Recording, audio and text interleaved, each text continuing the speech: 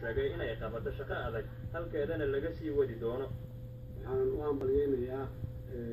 baarlamaanka federaalka ee Soomaaliya sida mas'uuliyadda ay ku jirto, sida dimuqraadiyadda ay ku jirto, sida deganaanshiyaha ay ku jirto oo ay u guteen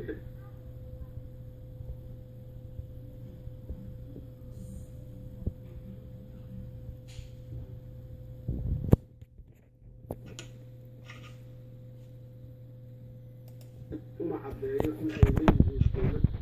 hana qaaday dhisantay ku shaqaynayso qaabka dimuqraadiga ah ee adduunyadu ay baarlamaanadeeda iyo dowladaheedu u shaqeeyaan. cabsida iyo walwalka la abuuray ee ah waa la kala daadanayaa,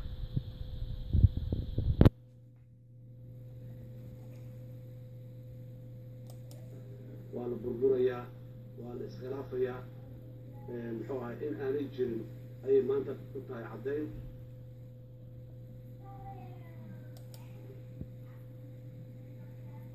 waa taariikh cusub oo Soomaaliya ku samaysmayso oo aan leenahay Soomaaliya way ka soo gudubtay dagaalkii sokeeye,